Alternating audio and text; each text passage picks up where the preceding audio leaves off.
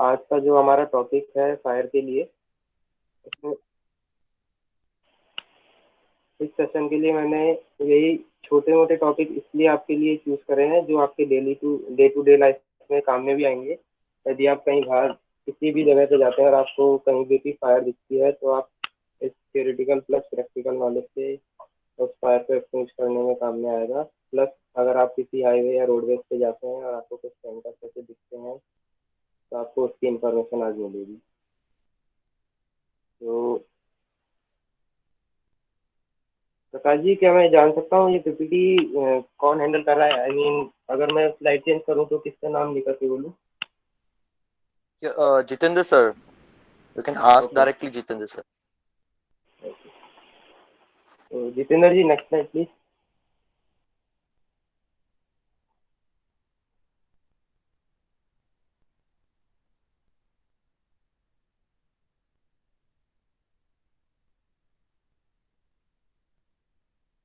Hello.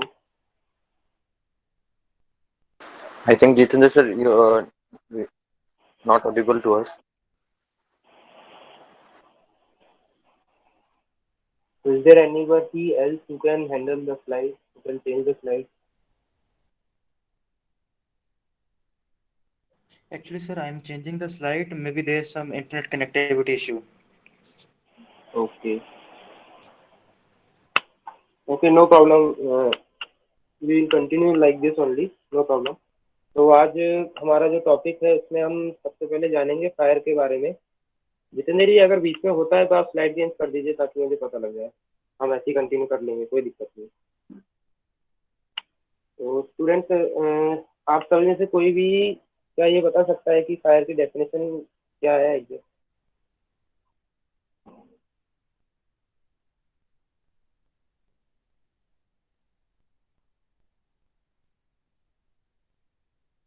Hello. Yes, sir. हाँ विकास, बताइए।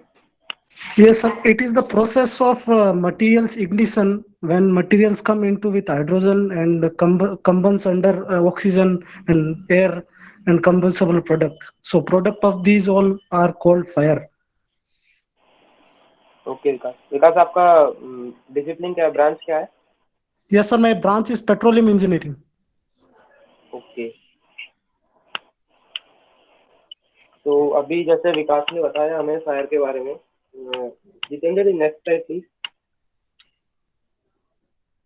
जैसा आप सभी स्लाइड पे देख सकते हैं, fire is the rapid oxidation of a material in the exothermic chemical process of combustion, releasing heat, light and various reaction products. तो बेसिकली फायर को इग्नाइट करने के लिए हमें तीन एलिमेंट्स की जरूरत पड़ती है जिससे हम फायर ट्रायंगल बोलते हैं। जिसमें पहला है oxygen, second one is heat और थर्ड फ्यूल इटसेल्फ।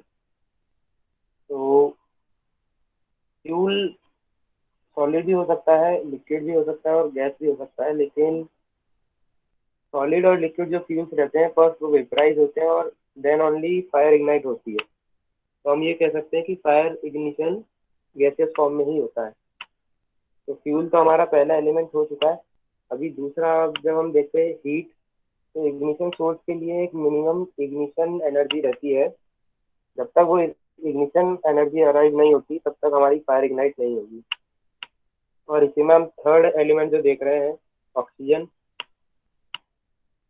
तो एक रिक्वेस्ट रहेगी मेरी सभी से कि इस सेशन को हम थोड़ा इंटरेक्टिव बनाए। तो अगर बीच बीच में मैं क्वेश्चन आपसे पूछूंगा तो आप प्लीज उसका आंसर देने का ट्राई करेंगे। तो क्या आप बता सकते हैं ऑक्सीजन इन इंस्टेंट कम्बस्टिबल है या नॉन कम्बस्टिबल है? कोई भी अगर ट्राई करे आंसर देने के लिए। Or sir, repeat again, sir. Repeat again your question. My question is whether oxygen is combustible or non-combustible. Oxygen is no combustible. Oxygen is combustible. Anyone else? No, sir. Oxygen is not combustible. It helps in combustion. Yes, rightly said. आपका नाम please? कैसे? Yes, sir. Okay. जैसा क्षितिज ने बताया, oxygen in itself is not combustible but it helps in combustion process. तो अभी हमने ये जाना कि फायर इग्निशन के लिए 3 एलिमेंट जरूरी हैं, oxygen, heat and fuel. But fire एक बार इग्निशन हो चुका है फायर का, तो उसको सस्टेन करने के लिए हमें चौथा एलिमेंट जरूरत होता है, जिसको हम केमिकल चेन रिएक्शन बोलते हैं। तो जैसे फायर ट्रायंगल से हम फायर इग्निशन के बारे में जानते हैं, लेकिन सस्टेनेबिलिटी ऑफ फायर के लिए हमें फायर टेट्राहेड्रॉन का कॉन्सेप्ट पढ़ना पड़ता है, जो आप नीचे इसमें स्लाइड में देख रहे हैं, जो फोर्थ एलिमेंट है केमिकल चेन रिएक्शन का।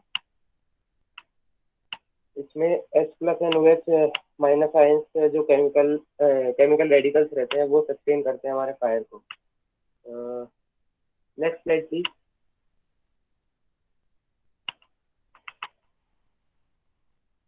तो अभी तक किसी को कुछ डाउट हो तो पूछ सकते हो कि fire triangle and fire tetrahedron में कोई प्रॉब्लम आ रही हो तो, या हम आगे बढ़े।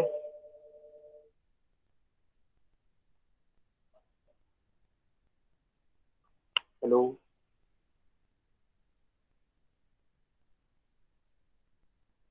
Hello. Yes, sir. Yes, Gagan sir, sir, you you can can. proceed. Okay, तो जैसा हमने अभी फायर के बारे में जाना बेसिक डेफिनेशन, तो अभी हम ये जानने की कोशिश करेंगे कि मेजर जनरली फायर के कॉजेस क्या क्या रहते हैं। तो first of all poor housekeeping, चाहे वो आपका वर्क प्लेस हो, आपका कंपनी हो या आपका घर हो, अगर आप प्रॉपरली हाउसकीपिंग नहीं करेंगे तो that counts under the one of the hazards in fire. Second आप देखेंगे तो स्पार्क, ये मेजरली आपको कंपनी में दिखेगा, जो वेल्डिंग या गैस कटिंग या बर्निंग हम प्रोसेस करते हैं, उधर से इग्निशन सोर्स मिलता है और फायर होने की चांसेस रहती है। वैसे ही नेक्स्ट फॉल्टी इलेक्ट्रिकल कनेक्शन है, रिलीज ऑफ फ्लेमेबल गैस और वेपर है। ऑक्सीजन जैसा हमने जाना एक एलिमेंट है फायर इग्निशन का, तो oxygen in itself is not combustible, ये भी हमें पता लग चुका है, लेकिन वो कम्बशन प्रोसेस में कैटलिस्ट की तरह काम करती है। Next slide. अभी जैसा हमने देखा कि कोई भी गैस या वेपर है तो उससे फायर होने की चांसेस रहती हैं, बट एक कॉन्सेप्ट के बारे में अभी हम जानेंगे कि LEL लोअर एक्सप्लोजिव लिमिट होता क्या है। बेसिकली जो भी कोई गैस या वेपर रहता है, जब तक वो उसका लोएस्ट कंसंट्रेशन एक मिनिमम कंसंट्रेशन अटेन नहीं करता, उस मिक्सचर में फायर होने की चांसेस नहीं रहती है। तो जैसे कि आप कोई सा भी एक गैस ले लीजिए, अगर आप मीथेन लेंगे तो मीथेन का LEL 5% रहेगा। इट मीन्स कि अगर आप वॉल्यूम कंसंट्रेशन में देखेंगे तो एयर में 5% कंसंट्रेशन मीथेन का रहना चाहिए, तभी वो आग पकड़ेगी, उसका फायर इग्नाइट होगा, नहीं तो नहीं होगा। Second one is flash point.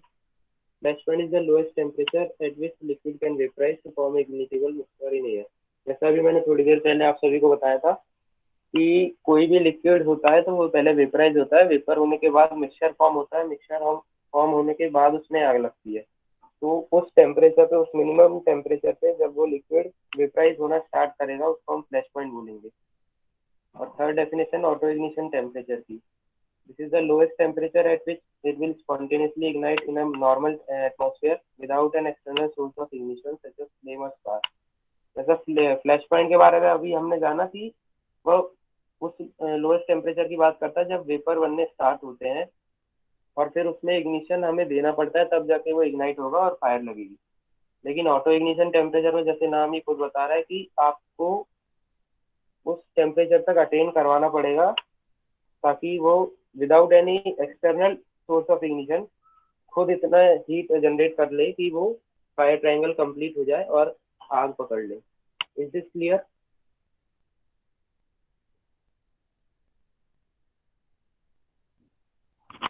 Yes, sir. Okay, But तो sir, ये अभी हम flash point and auto ignition में डिफरेंस क्या होगा? डिफरेंस ये होता है, कौन पूछ रहे हैं? Lalit. Yes, sir. Flash point और ऑटो इग्निशन टेम्परेचर में डिफरेंस ये होता है, किसी भी आप लिक्विड को अगर हीट देना, बॉईल करना स्टार्ट करेंगे, हीट देना स्टार्ट करेंगे, तो पहले उसका वेपराइजेशन प्रोसेस स्टार्ट होगा, राइट? Yes, sir. तो मिनिमम टेम्परेचर रहता है, जो लोएस्ट टेम्परेचर, जब उसका वेपराइज होना स्टार्ट होगा उस लिक्विड का, तो उसको हम फ्लैश पॉइंट बोलते हैं। उससे क्या होगा, उससे इग्निशन के लिए मिक्सचर बनना स्टार्ट होगा, क्योंकि अभी लिक्विड फॉर्म से वेपर फॉर्म में जा रहे हैं, तो उसके वेपर एयर में मिक्सचर बनाना स्टार्ट करेंगे। तो जिस मिनिमम टेम्परेचर से आपका वेपर बनना स्टार्ट होता है उसे हम फ्लैश पॉइंट बोलेंगे। और ऑटो इग्निशन टेम्परेचर में क्या होता है, आप इतना हीट उसको दे देते हैं कि उसका मिक्सचर ऑलरेडी बन चुका है और वो उस टेम्परेचर पे जाने वाला है जहाँ पे आपको किसी एक्सटर्नल सोर्स ऑफ इग्निशन की जरूरत नहीं है। उस जो लिक्विड आपका रहेगा उसका खुद का टेम्परेचर इतना हो जाएगा कि वो ऑटोमेटिकली कंबशन अटेन करेगा।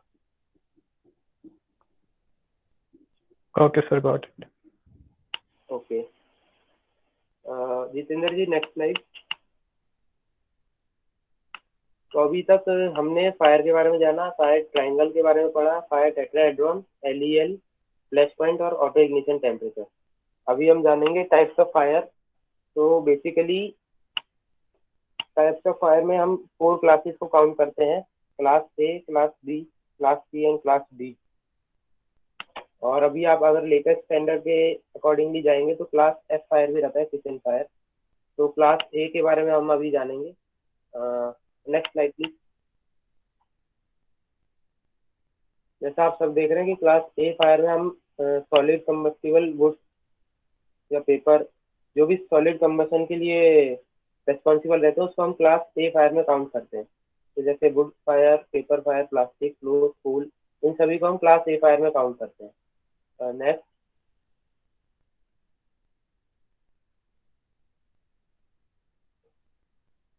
क्लास ए के बाद क्लास बी फायर में हम लिक्विड फायर को काउंट करते हैं, जैसे कि petrol, kerosene, oil, grease, paint etcetera.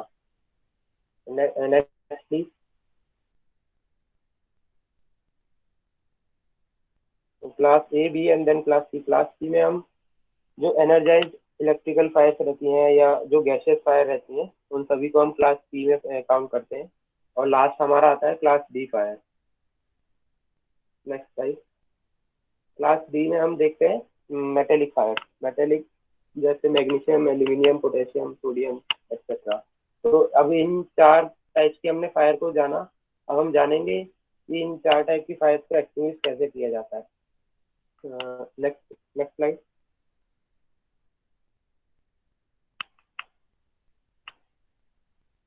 तो आप सभी को अभी याद होगा, हमने कुछ देर पहले ही फायर ट्रायंगल के बारे में पढ़ा था, जिसमें मेन 3 जो एलिमेंट्स रहते हैं हमारे, ऑक्सीजन, हीट और फ्यूल। तो आप सभी को इस स्लाइड में दिख रहा है, जैसे first method of extinguishing fire starvation है। स्टारवेशन में ऑक्सीजन अवेलेबल है, हीट भी अवेलेबल है, बट फ्यूल अवेलेबल नहीं है। इसका मतलब यदि हम उन 3 एलिमेंट्स में से फ्यूल को हटा देते हैं तो उससे हम फायर को एक्सटिंग्विश करते हैं, तो बोलते हैं स्टारवेशन मेथड। नेक्स्ट आप देख रहे होंगे कि ऑक्सीजन अवेलेबल है, फ्यूल अवेलेबल है, बट हीट अवेलेबल नहीं है। इस मेथड को हम बोलते हैं कूलिंग। तो extinguishing a fire bye cooling method, उसमें हम क्या करते हैं, उसमें हम हीट को कम करते हैं। जैसे ये आप देख रहे हैं, fireman with the help of water cooling कर रहे हैं और फायर एक्सटिंग्विश करने की कोशिश कर रहे हैं।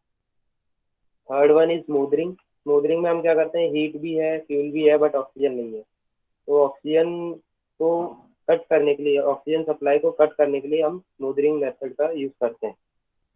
और फोर्थ मेथड जो रहता है, फोर्थ एलिमेंट को हटाने के लिए, वो रहता है inhibition of chemical chain reaction.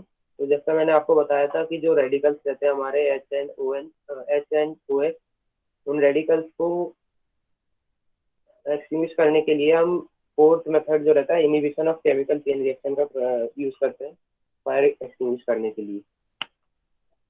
अभी हम नेक्स्ट स्लाइड में देखेंगे फायर एक्सटिंग्विशिंग मीडिया। जितने भी, तो जैसा आप इन स्लाइड में देख रहे हैं, 4 media use to extinguish fire में सबसे पहले और सबसे कॉमनली अवेलेबल वाटर। अब आई थिंक आप सभी को ये समझ में आ रहा होगा कि वाटर किस प्रोसेस से फायर को एक्सटिंग्विश करता है। कोई भी आंसर देगा इसका, वाटर किस प्रोसेस से एक्सटिंग्विश करेगा फायर को, जो हमने अभी 4 स्मूदरिंग, प्रोसेस पढ़े। Smothering sir. Heat, sir, heat. Smothering से क्या होता है खेदेश? स्मूदरिंग से सर हम उसकी ऑक्सीजन सप्लाई बंद कर देंगे, मतलब I think, sir, it is cooling through which we can remove the heat. Yes, rightly said Himanshu. Kshitij, सबसे मेन जो हमारा वाटर का एप्लीकेशन रहता है वो कूलिंग का रहता है, क्योंकि हीट ट्रांसफर होगी, हीट मतलब कूलिंग प्रोसेस मेनली उसका वाटर का रहेगा, तो वाटर रहता है। Next Okay, sir. डीसीपी जो रहता है हमारा, डीसीपी ड्राई केमिकल पाउडर, ये किस प्रोसेस से सॉरी एक्सटिंग्विश करेगा फायर को? Smothering sir. स्मूदरिंग। कोई और ट्राई करेगा आंसर देना?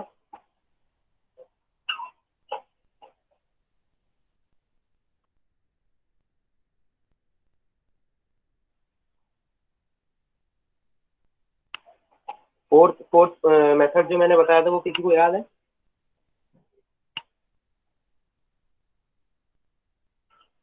Inhibition of chemical chain reaction.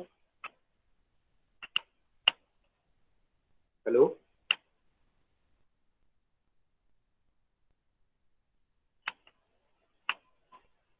Hello.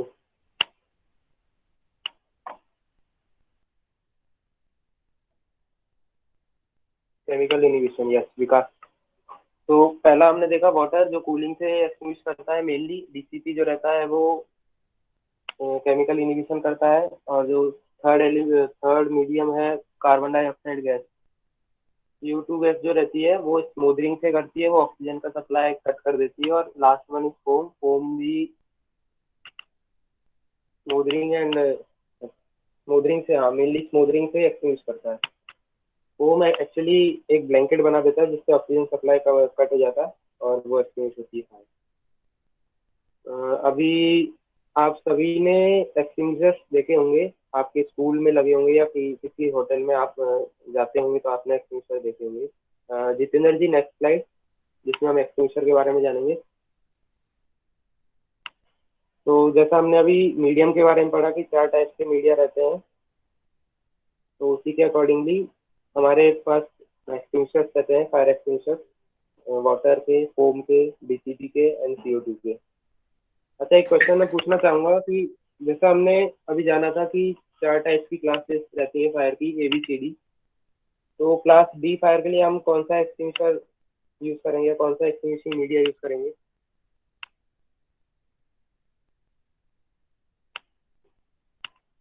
Metallic fire के लिए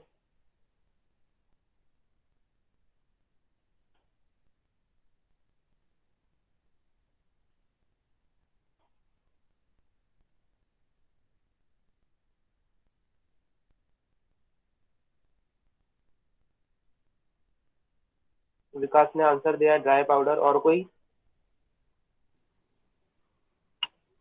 Dry powder, and we can use also the foam fire, I think, sir. Metallic के लिए फोम और DCP। ओके, और कार्बन डाइऑक्साइड। अच्छा, बाकी बच्चे आंसर नहीं दे रहे क्या? ये आपके मार्क्स काउंट होते हैं इससे, तो कॉलेज में तो इफेक्ट पड़ेगा ही।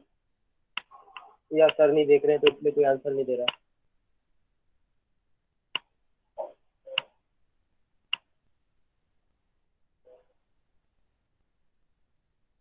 ठीक है, ये एक आप हमेशा याद रखिए कि क्लास D फायर जो रहता है मेटेलिक, उसमें ना ही कभी DCP, ना वाटर, ना CO2 कुछ यूज नहीं होगा। उसके लिए स्पेशली अलग पाउडर यूज होता है, PEC पाउडर। क्योंकि आपने केमिस्ट्री लैब में कभी एक्सपेरिमेंट किया होगा तो आपने देखा होगा मैग्नीशियम को जब हम बर्न करते हैं और फिर वाटर डालते हैं तो वो और ज़्यादा एक्सप्लोड टाइप होता है, अगर आपको याद होगा तो।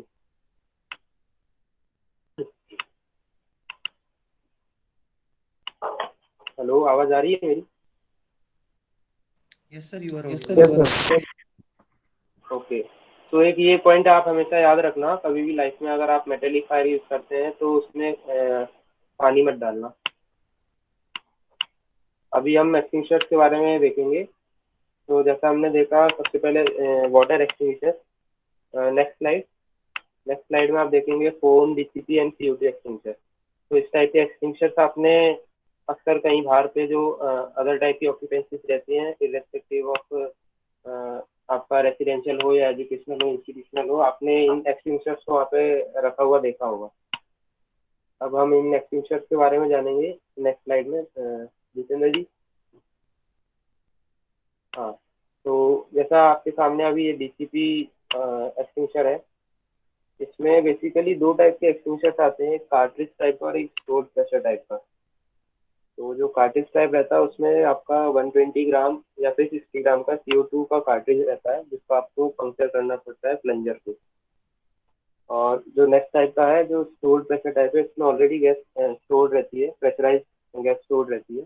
तो आपको सिर्फ जो साइड में आप ये पिक्चर में देख रहे हैं ऑपरेटिंग लीवर, इस लीवर को आपको स्क्वीज करना पड़ेगा, और जो नीचे नोजल लिखा हुआ है डिस्चार्ज पोर्ट के पास, तो इसको आपको स्वीप एक्शन में करके आप फायर को एक्सटिंग्विश कर सकते हैं। अभी हम देखेंगे फायर को एक्सटिंग्विश करने का प्रोसेस क्या रहता है। तो मैं जस्ट अभी बीच में बता रहा हूँ आपको कि डीसीपी अगर आपको कहीं दिखता है तो आपको इधर एक पिन रहेगी, पिन को निकाल करके पुल करके और लीवर को स्क्वीज करके फायर को एक्सटिंग्विश करना है। नेक्स्ट स्लाइड में आप देखेंगे CO2 फायर एक्सटिंग्विशर। इसमें जो डिस्चार्ज हॉर्न रहता है, डिस्चार्ज हॉर्न से जो CO2 हमारी अंदर लिक्विड फायर में रहती है और बाहर आती तो गैसेस रहती है। तो आपने सभी ने जूल थॉमसन इफेक्ट पढ़ा होगा। तो लिक्विड से गैस में ट्रांसफर होने के लिए जब एरिया कवर करती है डिस्चार्ज हॉर्न का, तो टेम्परेचर काफ़ी कम हो जाता है, जिससे क्या रहता है आपको कोल्ड बर्न होने की चांसेस रहती है। तो यदि आप कभी भी CO2 एक्सटिंग्विशर का यूज़ करेंगे तो ये बात को ध्यान रखेंगे कि आपका जो डिस्चार्ज हॉर्न पकड़ने के लिए हैंडल दिया रहेगा, आप उधर ही पकड़ें, हॉर्न को नहीं पकड़ेंगे वरना आपको क्रॉस बाइट होने की चांसेस रहती है।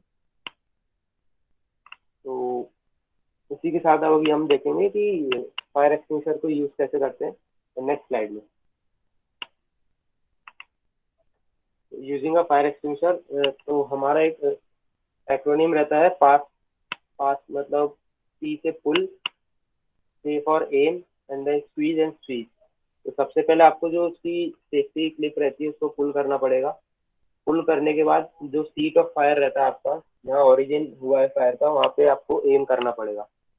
एम करने के बाद नेक्स्ट स्लाइड में आप देखेंगे कि स्क्वीज और स्वीप। तो एम करा और उसके बाद आप जो लीवर मैं आपको बता रहा था, लीवर को स्क्वीज करेंगे। स्क्वीज करने के बाद स्वीप एक्शन में आपको फायर को एक्सटिंग्विश करना है।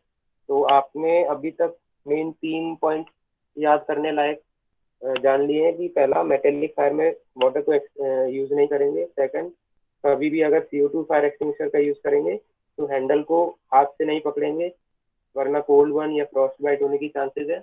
और थर्ड वन इम्पोर्टेंट कि आपको अगर फायर को एक्सटिंग्विश करने का वक्त है, मौका मिला है, तो आप फास्ट एक्शन से ही फायर को एक्सटिंग्विश करेंगे, यानी कि पुल इन स्क्वीज एंड स्वीप। अभी नेक्स्ट स्लाइड में हम देखेंगे कि आप कैसे डिसाइड करेंगे कि आपको फायर को फाइट करना है या नहीं करना है। तो never fight a fire if you don't know what is burning. तो जैसा हमने फायर ट्रायंगल में देखा था कि एक एलिमेंट रहता है फ्यूल। यदि आपको यही नहीं पता है कि एक्चुअली आग किस में लगी है, अगर आपने सोचा कि वुड में आग लगी है बट वो मेटल में आग लगी हुई है और आपने वाटर एक्सटिंग्विशर यूज कर दिया है, तो वो और आपके लिए हार्मफुल रहेगा। So until and unless you don't know that actually what is burning, so never fight a fire. Next, you don't have a proper extinguisher. जैसे आपने वीडियोस भी काफी देखी होंगी कि अगर कोई किचन फायर रहता है, किचन फायर में हम क्या करते हैं, ऑयल की फायर रहती है और हम पानी का यूज कर लेते हैं, क्या उससे आग बुझ जाती है?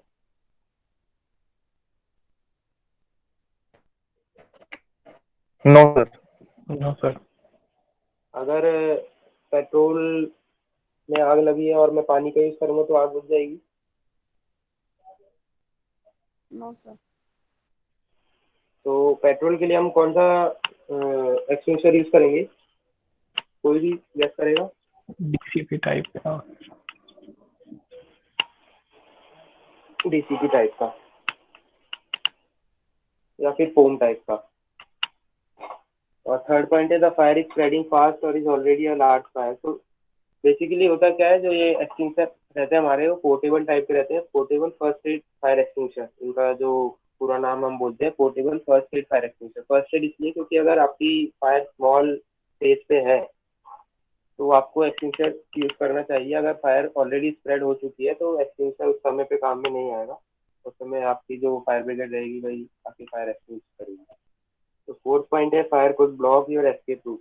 तो हमेशा आपको ये ध्यान रखना है कि सिंस आप एक फायर प्रोफेशनल नहीं है बट आप फायर एक्सटिंग्विश करना चाहते हैं, लेकिन इस बात का ध्यान रखें कि फायर एक्सटिंग्विश करते टाइम आपका एस्केप रूट अवेलेबल है या नहीं है। अगर आपका एस्केप रूट अवेलेबल नहीं है, आप बाहर नहीं जा निकल सकते इस समय एक्सटिंग्विश करने के बाद, तो आपको तभी एस्केप कर देना चाहिए उस जगह से। और लास्टली अगर your instinct tell you not to, अगर आपको ऐसा लगता है कि नहीं मुझे ये फायर एक्सटिंग्विश नहीं करना चाहिए क्योंकि ये फायर मैं नहीं कर सकता एक्सटिंग्विश, अगर वो उस लेवल पे नहीं है एक्सटिंग्विश होने के एक्सटिंग्विशर से, अगर वो फायर ऑलरेडी स्प्रेड हो चुकी है तो आप फायर एक्सटिंग्विश नहीं करेंगे। Next slide. और इन सब बातों को जानने के बाद अगर आपने फिर भी डिसाइड करा है कि आपको फायर एक्सटिंग्विश करनी है, फायर फाइट करनी है, तो first one is warn your colleagues after about fire. तो सबसे पहले आपको आसपास के जो भी आपके साथी है उन सबको अवेयर कराना पड़ेगा कि ऐसा एक फायर दिख रहा है मुझे, ऐसा उनको भी बताना पड़ेगा। डू नॉट एंडेंजर योरसेल्फ और अदर्स। इस बात का आपको हमेशा ध्यान रखना चाहिए कि जो उसमें होश नहीं होना चाहिए। Third, always position yourself with an exit और means of escape at your back before you attempt to fight a fire. जैसे मैंने आपको बताया कि जब भी कभी आप डिसाइड करें कि मुझे फायर को फाइट करना है, तो हमेशा आपका जो एस्केप है, मीन्स ऑफ एस्केप है, उसको आपके बैक साइड पे रखें, ताकि कभी भी अगर ऐसी सिचुएशन होती है जो आपसे कंट्रोल नहीं हो तो आप तुरंत वहां से एस्केप आउट हो जाए। Fourth, face your self towards downwind direction. तो ये तो हम सभी जानते हैं कि जो फायर होती है और विंड डायरेक्शन में ही फ्लो करेगी, तो आप हमेशा डाउनविंड डायरेक्शन में फाइट करेंगे फायर को। Fifth one is start fighting the fire from the safe distance 2 to 5 metre away. जैसा हमने पास में देखा था कि पुल करने के बाद आपको एम करना है, तो एम करते टाइम आपको ये ध्यान रखना है कि आप फायर के इतना नजदीक ना चले जाए कि आपको ही हार्म हो जाए। तो थोड़ा डिस्टेंस मेंटेन करके ही आपको फायर फाइट करनी है। And last one, do not leave the fire area unless you are sure that the fire is completely extinguished और यू आर इन डेंजर। तो अभी हमने फायर के बारे में बेसिक जाना। सबसे पहले हमने फायर की डेफिनेशन को पढ़ा, उसके बाद हमने फायर ट्रायंगल, फायर टेट्राहेड्रॉन को जाना, LEL, flash point, auto ignition temperature, types of fire में क्लास ABCD, फिर फायर एक्सटिंग्विशर्स के बारे में जाना, एक्सटिंग्विशिंग मेथड्स के बारे में जाना, और यूजिंग अ फायर एक्सटिंग्विशर कैसे हम यूज करते हैं सब जाना। अभी इतने टॉपिक्स में किसी को कोई डाउट है तो पूछ लीजिए, वरना हम टॉपिक थोड़ा सा चेंज करके दूसरे टॉपिक पे जाएंगे। सर किसी को कोई डाउट है? एक छोटा सा क्वेश्चन था सर। जैसे मतलब स्मॉल बेसिस पे लाइक छोटी आग लगती है तो अपन जो फायर एक्सटिंग्विशर उसका यूज कर लेते हैं। जैसे सर इंडस्ट्री में आग लगती है, मतलब बहुत बड़े पैमाने पे आग लगती है, तो उसके लिए जो फायर ब्रिगेड आती है उनके अंदर भी मतलब ये अलग अलग इंस्टॉल्ड होते हैं क्या सिस्टम सारे? इसमें देखो, जो आप इंडस्ट्री की बात कर रहे हैं, इंडस्ट्री में हमारा सिर्फ एक्सटिंग्विशर से नहीं फायर प्रोटेक्शन सिस्टम भी रहता है। तो जैसे अगर आपने टैंक का देखा होगा तो टैंक में हमारा वाटर स्प्रे सिस्टम रहेगा, फोम सिस्टम रहेगा, ठीक है। और जो आप ये सिस्टम की बात कर रहे हैं तो हमारे जो मल्टीपर्पज फायर टेंडर रहते हैं उसमें हमारे पास BCP, फोम, वाटर सब रहता है। तो based on what type of fire it is, हम उस तरीके से फायर एक्सटिंग्विश करने के लिए उस मीडिया का यूज करते हैं और फायर को एक्सटिंग्विश करते ओके सर, थैंक यू। हैं। Any other question?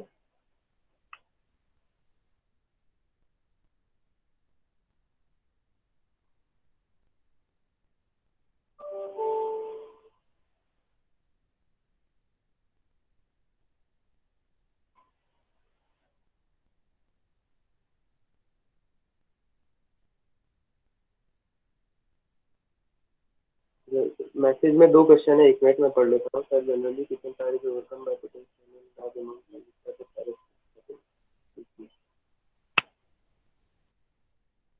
Okay, kitchen fire में अगर आप सैंड से एक्सटिंग्विश कर रहे हैं फायर तो किस मेथड से एक्सटिंग्विश हो रहे हैं, आपका क्वेश्चन ये है। तो उसमें ऑक्सीजन सप्लाई कट हो जाता है। ऑक्सीजन सप्लाई कट होना मतलब स्मोदरिंग, तो उस समय स्मोदरिंग मेथड से फायर को एक्सटिंग्विश करते हैं। और next, in production facilities area hydrocarbon vapour generate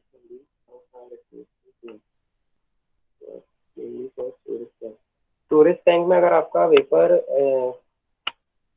vapour generate होता है तो उसमें एक्चुअली क्या रहता है, जैसे आपका क्लास ये मैसेज किसका था, विकास का था ना मैसेज, विकास, हेलो या विकास। तो आप पेट्रोलियम इंजीनियरिंग कर रहे हैं, आपने पढ़ा होगा कि जो क्लास ए प्रोडक्ट रहते हैं, क्लास ए पेट्रोलियम, उनका फ्लैश पॉइंट रहता है 23 डिग्री सेल्सियस से कम। तो क्लास ए प्रोडक्ट के लिए हम रिम सील प्रोडक्शन यूज करते हैं स्टोरेज टैंक में। उसमें क्या रहता है, जैसे आपने क्वेश्चन किया हाइड्रोकार्बन वेपर जनरेट होते हैं, तो उसमें रिम सील में पहले वेपर जाएंगे। रिम सील में हमारा फोम सिस्टम लगा हुआ रहता है। वहाँ पे जैसे ही हमारे वेपर डिटेक्ट होते हैं तो फोम जनरेट होता है। फोम ऑलरेडी स्टोर्ड रहता है रूफ के टॉप पे, उधर से फोम मीडिया जाता है और उस रिम सील के अंदर फायर को एक्सटिंग्विश करता है। प्लस आपके ऊपर से फोम पोरर भी रहता है। फोम मॉड्यूलर से फोम पोर होता है जो बाहर के फोम सिस्टम से, फायर प्रोटेक्शन सिस्टम से पाइप के द्वारा फोम आपका जाता है रूफ के टॉप पे। फोम पोरर से भी रूफ डैम जो रहता है आपका, उधर फोम जाता है और फायर को एक्सटिंग्विश करता है। यदि स्टोरेज टैंक की बात करें तो मेन हमारा यही रहता है। प्लस कूलिंग के लिए हम वाटर स्प्रे सिस्टम लगाते हैं, medium velocity water spray system. Vikas, आपको आंसर मिल गया?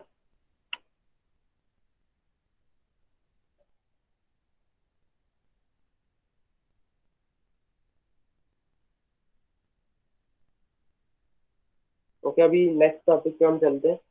अच्छा, आप सबने जब भी कभी आप हाईवे पे जाते हैं, कुछ अगर फ्लेमेबल मटेरियल का टैंकर जाते हुए देखा होगा, तो आपने इस सिंबल को जरूर देखा होगा टैंकर के पीछे या साइड में। कोई मुझे बता सकता है इसको क्या बोलते हैं हम? जो ये रेड कलर का आपने रोमबस टाइप का दिख रहा है 3/E1203।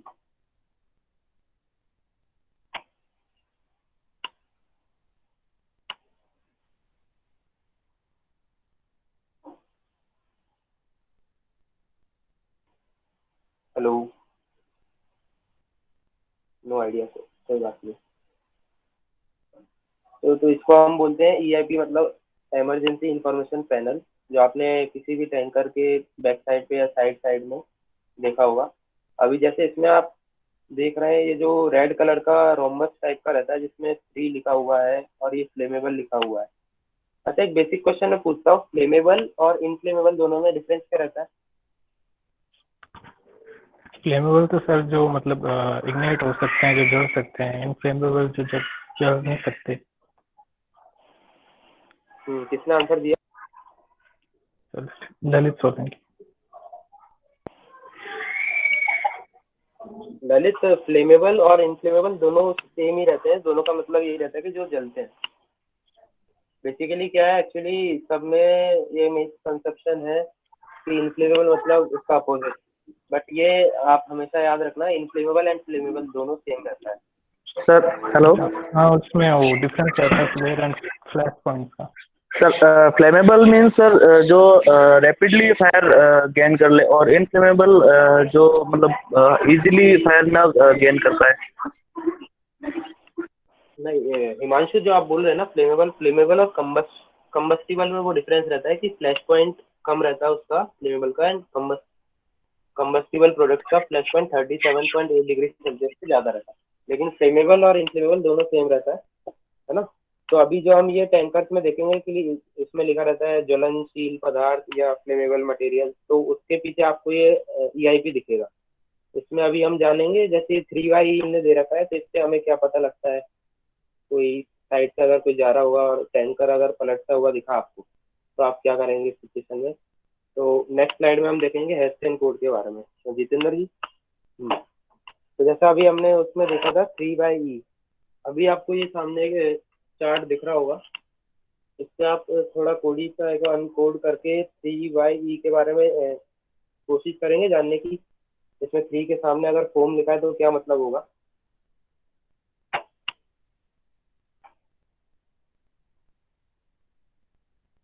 Himanshu, yes sir. 3y हमने देखा था ना अभी लास्ट स्लाइड में। Yes sir. तो अभी 3y कोड के हिसाब से क्या अनकोड हो रहा है आपके अकॉर्डिंगली?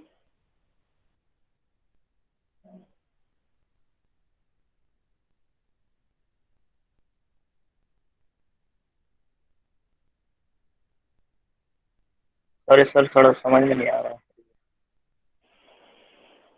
कोई बात नहीं, किसी और को ट्राई करना हो 3y का मतलब इस कोड के हिसाब से। स्लाइड प्रॉपरली दिख रही है ना? Yes yes.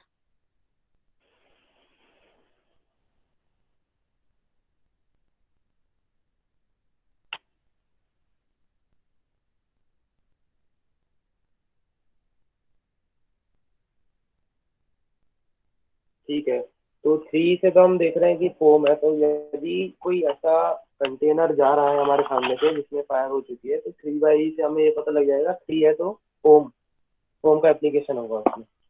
अभी नेक्स्ट y जो लिखा हुआ है, y आपको दिख रहा होगा कि जो ब्लैक ब्लॉक में y वाइट से लिखा हुआ है और एक सिंपल y लिखा हुआ है। उससे पहले मैं आपको ये बता देता हूँ, डायलीट और कंटेन दोनों में y मीन्स bf और फायर होंगे, राइट। तो डायलीट और कंटेन जो ऊपर के आपको PRST इतने आपको दिख रहे हैं कोड, इसको डायल्यूट करना पड़ेगा WXYZ, इनको आपको कंटेन करना पड़ेगा। तो अभी हमने जो देखा था लास्ट स्लाइड में वो था हमारा पेट्रोल का 3YE। तो पेट्रोल के लिए हमें फोम अप्लाई करना पड़ेगा, BF और फायर ओनली Y। यदि उसमें फायर होती है तो हम BA का मतलब रहता है ब्रीदिंग अपरेटस, और E से ई कंसिडर फॉर इवैक्यूएशन है। यदि होता है तो आपको मिनिमम 150 से 200 मीटर दूर बाकी पब्लिक को इवैक्यूएट करना पड़ेगा। तो जो EIP रहता है उसमें हमने एक कोड के बारे में जाना है, HM कोड के बारे में। ये चार्ट क्लियर है सभी को? सर ये ब्रीदिंग एपरेटस ये क्या होता है सर? वो मतलब ब्रीदिंग करने के लिए हमें यूज करना पड़ेगा at the time of fire? Right right. आपने किसी मूवी में या कहीं वीडियो में ऐसा देखा होगा कि जो फायर फाइटर्स हमारे रहते हैं, यदि कुछ स्मोक वाले एरिया में बिल्डिंग के अंदर कभी जाते हैं फायर फाइट करने, तो उनके बैक के पीछे एक सिलेंडर टाइप का रहता है और यस सर, आगे फेस ऑक्सीजन। मास्क लगते हैं। ऑक्सीजन वो एक्चुअली ऑक्सीजन नहीं, वो कंप्रेस्ड एयर रहती है। अच्छा सर। तो ओके सर, उसी को हम राइट। ब्रीदिंग अपरेटस कहते हैं। Okay sir, thank you sir. Sir तो इसमें क्या रहता है, इवैक्यूएशन मतलब सर? इवैक्यूएशन मतलब उस एरिया से आपको इवैक्यूएट करना, बाहर ले जाना उधर।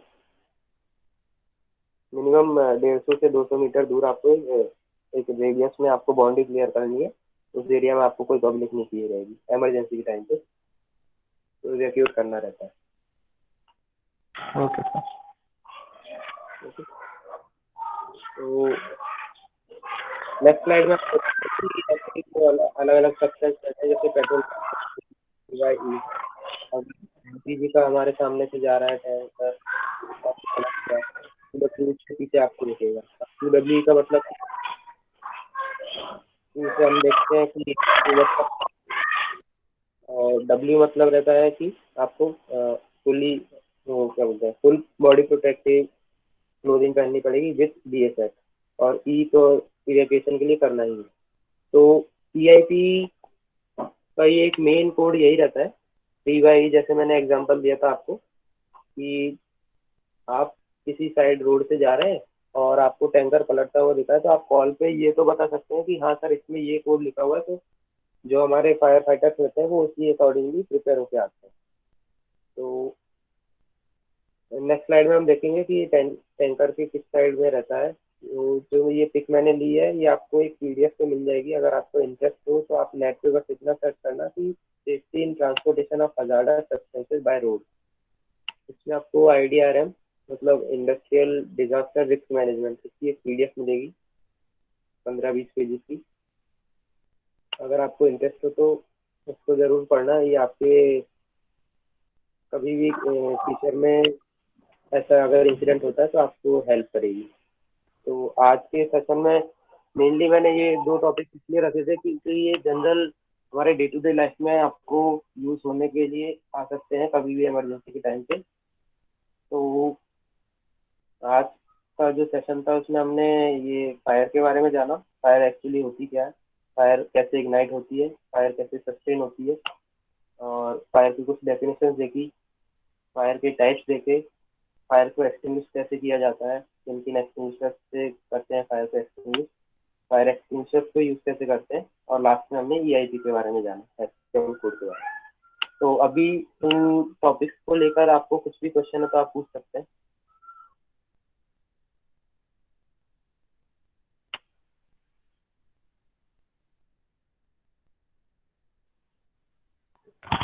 सर जो क्लास टी वाले जो फायर है सर, उसके लिए अपन मतलब कैसे फायर एक्सटिंग्विशर्स का यूज करते हैं? तो जो क्लास डी वाली जो फायर रहती है उसके लिए जैसे सर पोटेशियम को तो अपन केरोसिन या वाटर में रखते हैं, राइट। लाइक तो सर मतलब यस सर, कंटिन्यू सर। तो जो भी मेटेलिक फायर रहती है ना उसके लिए एक स्पेशल पाउडर रहता है जिसको हम TEC पाउडर बोलते हैं, टर्नरी यूटेटिक क्लोराइड। तो बेसिकली केवी लाइट जो TEC पाउडर है इसको इसरो ने डेवलप किया था और पेटेंटेड है इसरो से। तो मेनली हम इसी पाउडर का यूज करते हैं जो भी मेटेलिक फायर रहती है, क्योंकि हम कोई और एक्सटिंग्विशिंग मीडिया यूज करते हैं तो वो उसमें इतना इफेक्टिव नहीं रहता है। हाँ, यदि आपके पास TEC पाउडर नहीं है और आपके सामने मेटेलिक फायर है तो आप ड्राई सैंड का यूज कर सकते हैं। Okay sir. लेकिन वो ध्यान रखना पड़ेगा कि वो ड्राई सैंड ही है, क्योंकि उसमें अगर आपके पास 5% से ज़्यादा भी अगर मॉइस्चर रहता है तो वो इतना इफेक्टिव नहीं रहता। बाकी इन जनरल आपको मेटेलिक फायर किसी प्रोसेस प्लांट में ही दिखेगा तो उनके पास इस पाउडर की अवेलेबिलिटी रहेगी। Okay sir.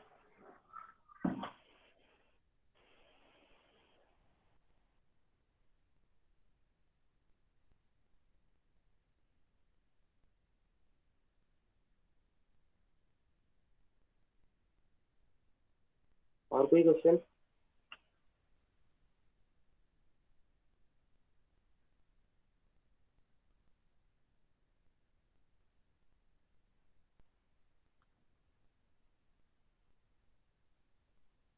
So student, this webinar contains 10 marks. 6 marks is for your participation and 6 marks is for your attendance and 4 marks is for your participation. If you want to earn this 4 marks, you just ask any question or you just participate in the webinar. Okay.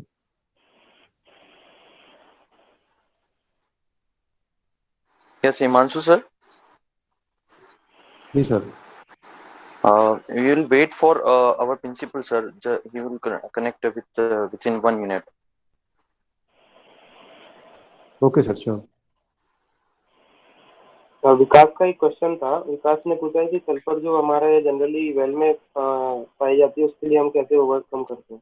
विकास, जो HPS gas की बात कर रहे हो आप, तो HPS gas के लिए हम यहाँ पे एचपीएस मॉनिटर यूज करते हैं, एचपीएस डिटेक्टर यूज करते हैं, और जब हम जाते हैं तो BA सेट का यूज करते हैं, ब्रीदिंग ऑपरेटर सेट का। अगर कुछ भी लीक फाउंड होता है तो डिटेक्टर डिटेक्ट करता है, अलार्म हमारे DCS पैनल में आता है। उसके बाद हम जाकर के with the help of breathing operator check करते हैं कि मॉनिटर करते हैं उसका LEL% कितना है।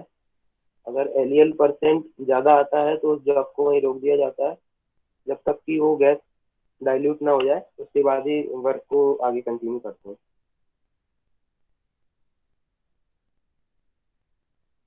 Thank you, Gagan sir.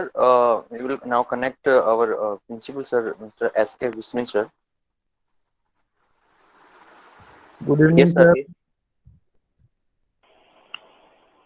Good evening sir. Thank you, Upadhyay Sahab, for sharing your experience and knowledge with our students and faculty. So I welcome you on behalf of Engineering College Badmer, and we appreciate your efforts because during this COVID situation you spared the time to the budding engineers and enlighten us by your experience and knowledge. So we welcome and we give thanks to you, and we hope that in coming days you spare some time and enlighten us by your valuable talks. So thanks.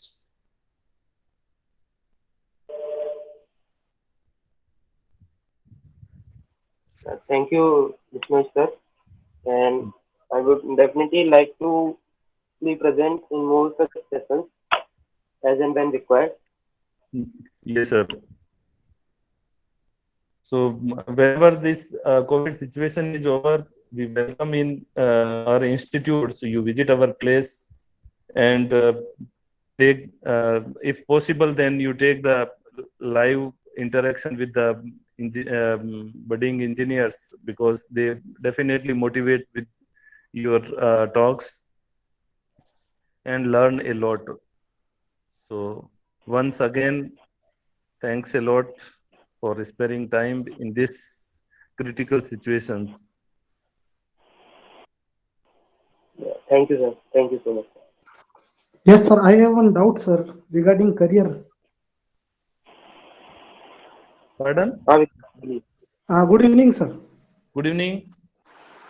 Yes, sir. Upadhyay, sir, I want to say that being a petroleum engineer, how can we make our career in fire protection? Vikas, petroleum के बाद आपका scope fire and safety में काफी अच्छा हो जाता है, specially in oil and gas industry. तो यदि आप चाहें तो आप मास्टर्स या मास्टर्स कर सकते हैं HSC में। उसके बाद आपका स्कोप ऑयल एंड गैस के लिए, ऑयल एंड गैस सेक्टर के लिए काफी बढ़ जाता है। Any certificate program?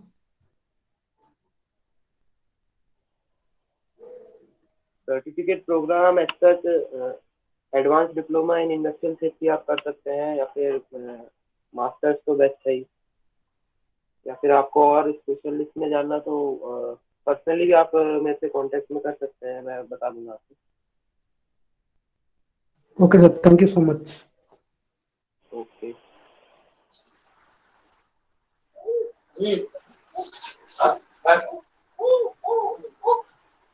Thank you, Gagan sir, and Rahul sir, and Ken's teams for providing the valuable knowledge about this today lecture.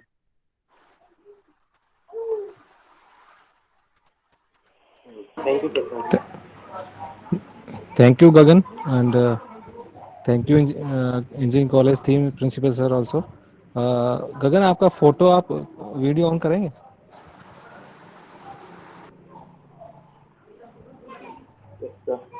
Okay, fine.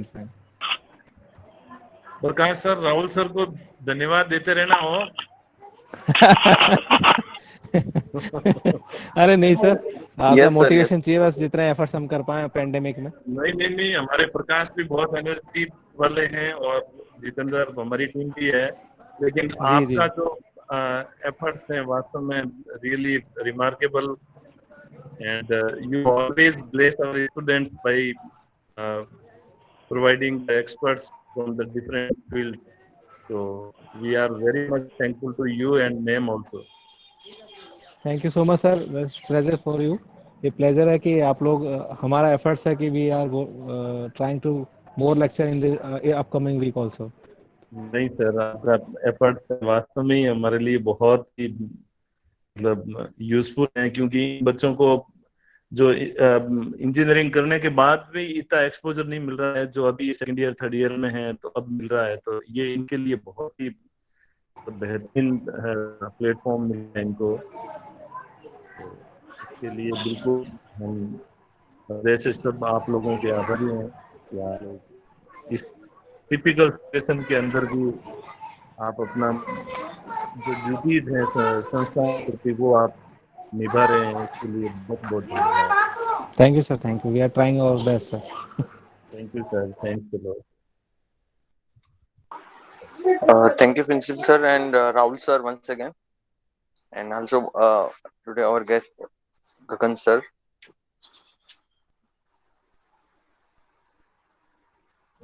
Prakash Gagan sir is not just, he is our family member. He shares Yes. because he is expert in some field. So he shares some the experience with our students. Student कोई other topic अगर आप गगन से चाहते हैं तो please write down in chat box also कि किस पे आपको चाहिए, special fire and safety, disaster management, या कोई ऐसा आपको टॉपिक है पर्टिकुलर। सर HSE से रिलेटेड केस स्टडी वाला कुछ हो सकता है तो please write down in chat box. क्या sir?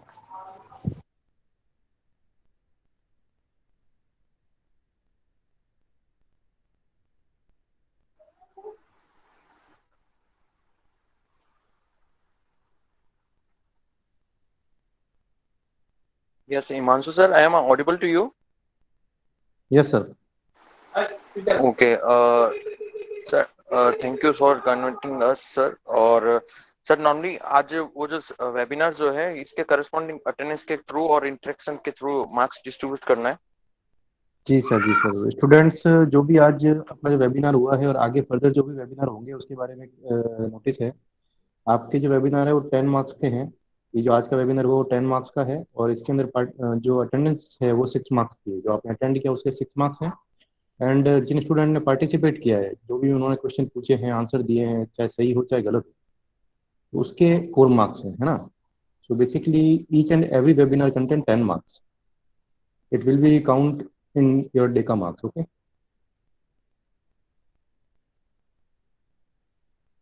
Okay, sir. Okay sir.